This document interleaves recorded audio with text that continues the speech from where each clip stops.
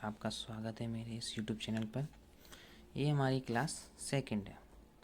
हमने class first में पढ़ा था परसेंटेज के बारे में, और एक परसेंटेज को हम फ्रैक्शन में कैसे कन्वर्ट कर सकते हैं और साथ ही साथ फ्रैक्शन को परसेंटेज में कैसे कन्वर्ट कर सकते हैं, हमने ये आपको बताया था।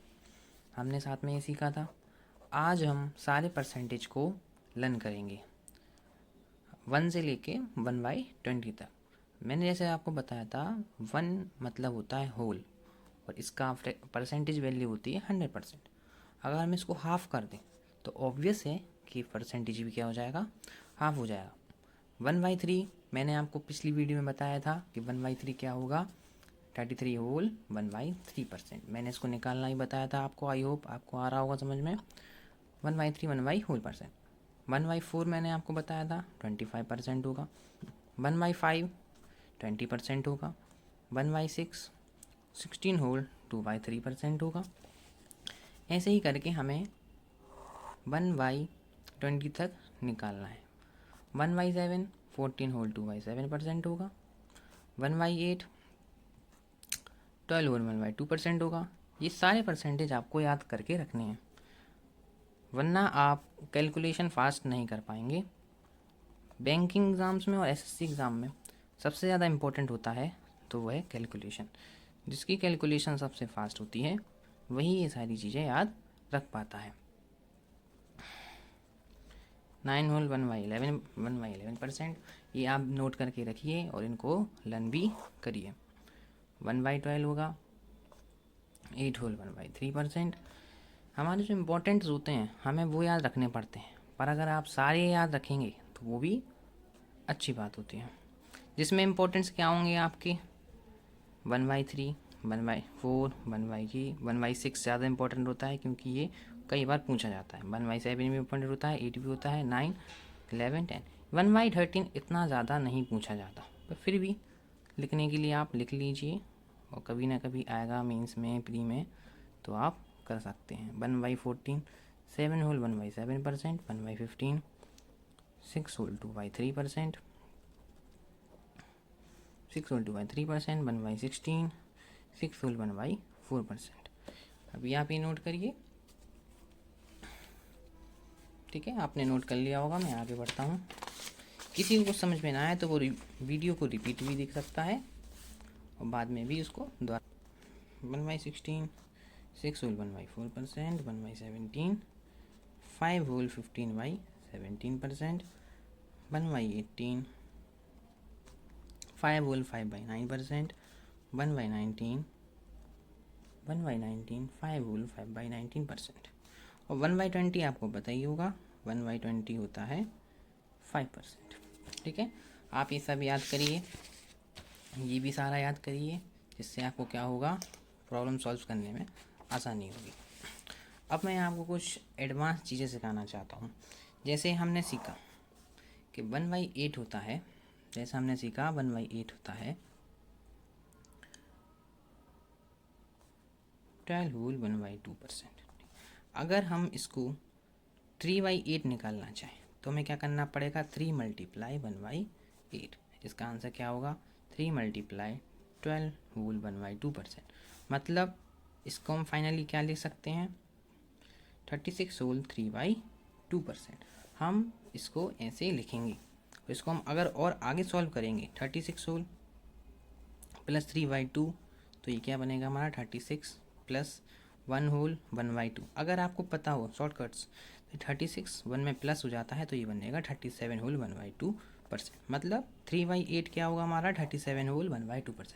ऐसे ही हमें सारे फ्रैक्शंस और जो रहते हैं 1/8 की जगह 3/8 2/7 5/7, हमें वो भी याद करके रखना पड़ता है। 5/8 हम कैसे निकालेंगे, 5 मल्टीप्लाई 12 होल 1/2%। इसको क्या करेंगे, दोनों में मल्टीप्लाई करेंगे, इसको इसमें भी और इसको इसमें भी, 60 होल 5/2% बनेगा। ये जो 5/2 है ये इम्प्रॉपर फ्रैक्शन कहलाता है, इसलिए मैंने यहाँ पे इसको अलग अलग किया है। तो इसमें क्या रहेगा, 60 प्लस 5 होल 5/2, तो क्या बनेगा, 60 प्लस 2 होल 1/2%। तो क्या हो जाएगा, इन दोनों को प्लस करेंगे तो क्या बन जाएगा, 60 होल 1/2%। ये हमारे इंपॉर्टेंट रहते हैं 3/8 5/8। इसमें मैं आपको बताऊंगा 1/7 भी। इसमें हम 1/7 कैसे करते हैं। ये 1/7 है, 1/7 होता है 14 होल 2/7%। अगर हमें इसमें 2/7 निकालना हो, 3/7 निकालना हो तो कैसे निकालेंगे। 2/7 इक्वल टू 2 मल्टीप्लाई 14 होल 2/7%। इसका मल्टीप्लाई इसमें भी करो, इसमें भी करो, आंसर आएगा हमारा 28 होल 4/7%। इसको आपको याद करके रखना है, कभी कभार पूछ लिया जाता है। 3/7 होगा हमारा 3 मल्टीप्लाई 14 होल 2/7%। मल्टीप्लाई कर देंगे दोनों में, हमारा आंसर आ जाएगा 14 3 42 6/7%। ऐसे करके हमें ये भी याद रखने हैं। आपको ये पूरे फ्रैक्शंस लिख लेने हैं, इनको लर्न करना है पर डे, इनको भी लिखना है सारे फ्रैक्शंस और इनको भी लर्न करना है। ठीक है, अब हम आगे चलते हैं कि क्वेश्चंस कैसे आएंगे और अलग अलग न्यूमेरिकल वैल्यूज़ कैसे सॉल्व की जाएंगी। अब जैसे आपको पता है कि 16 होल 2/3% क्या होता है, 1/6। अगर आपसे पूछ लिया जाए कि 116 होल 2/3% क्या है, तो आप कैसे बताएंगे। इनके सॉल्व करने का भी तरीका होता है। ये क्या है दिख रहा है आपको, 116 होल 2/3%। अगर हम इसको तोड़ते हैं तो ये 100 प्लस 16 होल 2/3% बनता है। क्योंकि ये 100% क्या कहलाता है 1, तो इसको हम 1 लिख लेंगे। और 16 होल 2/3% क्या होता है 1/6, तो हम इसको लिख देंगे प्लस में 1/6। तो हमारा ये आंसर आ जाता है 1 होल 1/6। ठीक है, यानी कि 7 6 1 जा 6 प्लस 1 7/6। इसकी फ्रैक्शनल वैल्यू क्या हो गई 7/6 हो गई। ये मैं आपको दिखा रहा हूँ जिससे आपको परसेंटेज में फ्रैक्शन करना आ जाए। अभी आगे देखिए, थोड़ा सा और देखिए, 216 2/3% क्या होगा, 16 होल 2/3, मतलब इसमें क्या करेंगे 200% कर देंगे, प्लस में 16 होल 2/3% कर देंगे। 200% मतलब होता है 2, प्लस में 16 होल 2/3 होता है 1/6।